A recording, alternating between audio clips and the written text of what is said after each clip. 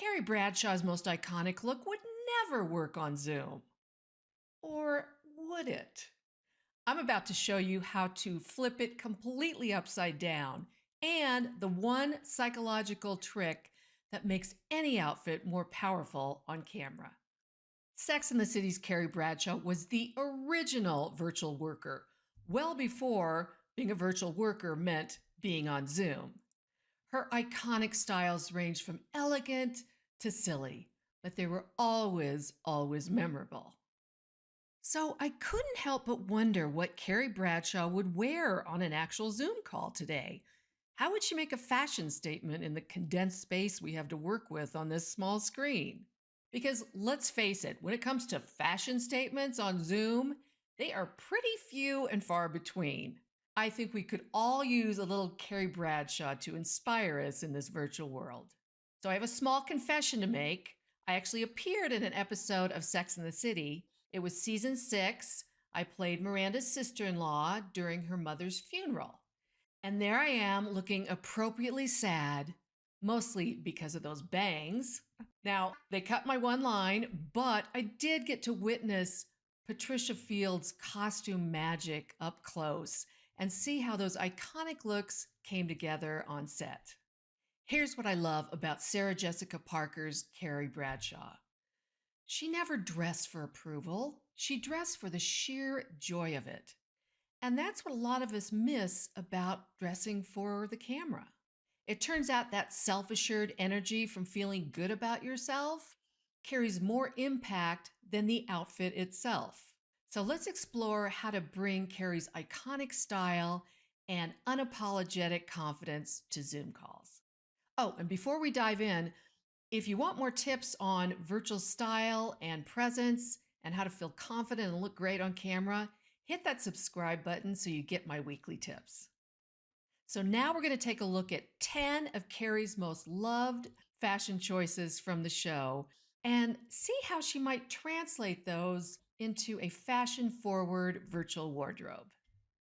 If I could use one word to describe Carrie's style, it would be fearless. She pulled off looks ranging from playful to dramatic and vintage to designer with equal confidence. And this first look really showcases that fearlessness. This beautiful, bold pink Oscar de la Renta dress was one of Carrie's most memorable and glamorous looks. You may remember it was from season 6, and it was given to her by her sexy but sinister boyfriend from Russia, the one and only Mikhail Baryshnikov. Now, this dress isn't just about color, it's about claiming space. Carrie knew she would be the most vibrant person in the room when she wore this. On Zoom, when you wear a bold color, you're also claiming space. Bold colors not only look great on camera, they can make you feel powerful. So how would Carrie translate this look to Zoom? I can see Carrie bringing that same sense of unapologetic confidence to the small screen by wearing a bright color similar to that dress. This fuchsia tailored shirt has some subtle military elements on it. But honestly, when you wear something so bold, you really don't need a lot else. This not so subtly says, I've arrived, and oh, by the way, I won't be talked over. Speaking of bold choices and unapologetic confidence, we have to talk about Carrie's most iconic look of all time. Of course, I'm talking about the tutu outfit from the very first opening episode of Sex and the City. Designer Patricia Fields really knocked it out of the gate here with a completely unexpected combination that really set the stage and introduced us to Carrie's sense of adventurousness. The tulle skirt with a simple bodycon top refuses to be ignored. Now you may be thinking, how would she ever translate this to the small screen? Well, by flipping it upside down, of course. This pink tulle sleeve top features a fitted, stretchy bodice with these show-stopping tulle sleeves that bring all the drama. And here's why this works. See, Carrie would certainly understand the rule of top third fashion on camera, which means most of your design elements need to be towards the top third of the frame in order for your audience to see them. So that tutu skirt, invisible on Zoom. The pink tulle sleeves, positioned right where your audience can see them and appreciate them.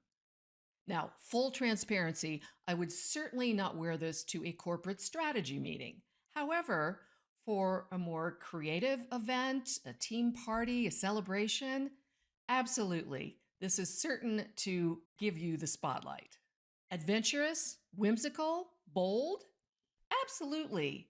And why aren't we embracing these qualities more on Zoom? When you think about it, Carrie didn't ask for permission to wear a tutu on the streets of New York. She just trusted her instincts. And when we wear something unexpected, whether it's tulle sleeves or a bold color, we are telling everyone, I am here and I'm not apologizing for taking up space. And speaking of unexpected choices, stick around because I'm going to show you the one accessory that Carrie wore that actually won't work on Zoom and what to wear instead. Next up is this sheer vintage Donna Karan dress that Carrie wore as a wedding guest in season 2. This beautiful, barely there look proves that the near naked look is nothing new when it comes to fashion. So the blush color combined with that transparency creates a real is she or isn't she kind of moment that probably brings a little too much heat for an 8 a.m. status call. So for a business Zoom meeting, I think Carrie would opt for something a little more modest, as perfectly demonstrated by her more professionally minded friend, Miranda. Now, if you've seen any of my videos, you probably know that I adore the sheer sleeve look. It's a sophisticated styling trick that gives you all the elegance and visual interest of the sheer trend, and yet it's appropriate for anywhere from the restaurant table to the negotiating table. The contrast between the solid bodice and the sheer sleeves just really defines your torso, and the sheer sleeves add a little dimension and movement. This look just translates beautifully on camera. Then there's this Roberto Cavalli top that Carrie wore in season 4, episode 13. Remember when there were more than 6 episodes in a season? In this episode, Aiden, Carrie's boyfriend at the time, suggested she throw it out to make space. Luckily, our girl Carrie would have none of that, and here she is sporting it proudly over a white dress. So this same idea works great on camera, taking a solid piece and layering it with an open weave, which creates a little dimension and texture, which is so hard to achieve on the camera, which often flattens everything out. Now, you don't need a Roberto Cavalli budget either. I got this little number about 100 years ago at Macy's. So aside from the style tips, the real lesson here is don't let anybody pressure you into getting rid of something you're not ready to let go of. This outfit from season 5 is probably one of the more work-friendly looks that you'll see Carrie wear. However, it still brings a sense of playfulness and flair to the table with this rainbow look. While individually, all those colors and the stripes seem like they wouldn't gel, it somehow comes together to complete a cohesive, confident look. Even the red short jacket with the pink sweater seems like a real unlikely combo, and yet it works. So this idea of pairing together 2 unlikely colors is certainly very transferable to Zoom. And here I've paired this tailored yellow jacket with a green top underneath, bright green, in case you didn't notice. And I have to admit, it's a little outside of my range. I'm more of a complementary color type of person.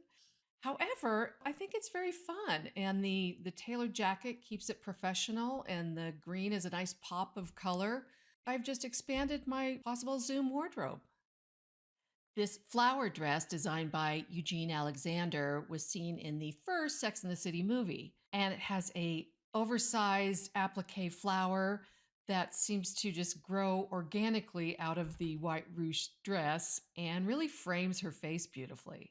So a little behind the scenes story. It's no secret, of course, that Sarah Jessica Parker loved flowers. And while they were designing this dress, she kept insisting that that flower get bigger until it finally reached the size that it does in the film. So applique florals work really great on camera. See how they kind of catch the light and create shadows, and same with the ruching that helps there as well, adds a little movement and dimension. The one thing you need to look out for is to make sure that they're proportionate. You don't want anything too oversized on the camera, like the flower on her dress. We continue the floral theme with this super delicate ruffle dress designed by Richard Tyler. This look is especially classic and feminine. And by the way, do you remember what happened when she wore it? She fell into a pond in Central Park. While the neckline on that dress is certainly a little too revealing for your morning status meeting, I do think that Carrie would take advantage of the way gentle neckline ruffles catch the light and create movement and interest on camera. I love the juxtaposition of the navy, which is very professional, and the feminine feature of the ruffles. It's just a great, sophisticated look. Just stay away from ponds. Now, before I show you the last two looks, I need to tell you something that I discovered after working with hundreds of professionals on camera. There's a psychological pattern that happens when you dress with a mindset like Carrie does. And once you understand it, it'll change the way you show up virtually. So let me introduce you to the Carrie Camera Confidence Loop. See, there are 6 things that happen when you dress with Carrie-like conviction. First, you choose something that feels authentically you, not what you think you should wear or you're supposed to wear. 2, you feel more confident because you're actually expressing yourself. 3, that confidence shows up as energy, presence, and authenticity on camera. 4, people respond to you differently through the screen. They lean in, they listen differently. That positive response reinforces your confidence. And finally, 6, you're more excited than ever to show up authentically and stylistically as yourself. This is why Carrie's styles worked. It wasn't just about the designer or the fashion or the details. It was about her showing up totally committed to what she was wearing in a completely unapologetic and authentic way. No list of Carrie's style would be complete without mention of the iconic gold Carrie nameplate necklace. It really symbolized her independence and her single life in New York, and it became a fashion staple associated with self-expression and female empowerment. While I wholeheartedly embrace the superpowers associated with this necklace, the delicacy of the chain and the tendency of gold and silver to cause chaos and glare on camera make it less than ideal for Zoom calls. So I am confident that Carrie would rise to the challenge with a statement necklace that embodies more natural elements like beads or stones or fibers, and rely less on standard necklaces that create more distraction than statement. In another rare work outfit, Carrie sports a tailored vest over a button-down shirt and a men's tie for a fun twist on a typically conventional look. Another thing that sets this look apart is the collar. It's not just any collar, it's a contrasting white collar. Now, this look could almost translate immediately to Zoom with just a couple of minor changes. So first of all, I think Carrie would be camera savvy enough to know that pinstripes wreak havoc on camera and that white so close to your face can be very draining. So I am confident she would love this contrasting collar look like this button-down shirt from Robert Graham. They often have contrasting cuffs, which is nice, even though you don't see a lot of cuffs on virtual meetings. But it's a very nice, interesting pattern, and it's something that you could wear right around your face in small doses, but probably wouldn't want an entire shirt made of that pattern. Now, you may remember this so-called butterfly dress from season 4, as Carrie was strolling down a street in Manhattan with her friend Stanford and got picked to be in a real person fashion show. Now, this dress is known for its highly structured tailoring, which creates interesting dimension and seems to stay up all on its own. So for Zoom, I have no doubt that Carrie would take advantage of tops or jackets that have what's called boning in them. And boning is simply a flexible wire or piece that you see in a corset or something well fitted that is flexible, but it holds things in shape. So this is an example in a jacket from designer Joseph Rykoff that I got several years ago. And you can see you can adjust the different lapels for various degrees of drama. And this too has sort of a butterfly look to it, doesn't it? So we've covered 10 iconic styles that Carrie Bradshaw wore in Sex and the City. Here's your quick action guide to translate them for Zoom.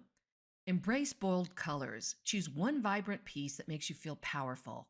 Think top third. All your style statements need to be visible in the upper third of the frame. Layer sheer over solid. It adds elegance and dimension while staying professional. Add texture. Layered pieces create a 3D effect that fights camera flattening. Mix unexpected combinations. Pair contrasting colors that feel fresh, not matchy-matchy. Scale your details. What works in person might overwhelm on camera. Use ruffles to play with lights and shadows and create movement. Look for collars in contrasting colors or patterns to elevate a classic look. Skip delicate chains for textured matte pieces that avoid glare. Structured drama works. Search out tops with boning and architectural details to create impact. This is how you start dressing fearlessly on Zoom. And speaking of fearlessness, which one of these Zoom outfits would you actually wear on a virtual call? Drop a comment now. I read every single one, and I might use your answer in an upcoming video.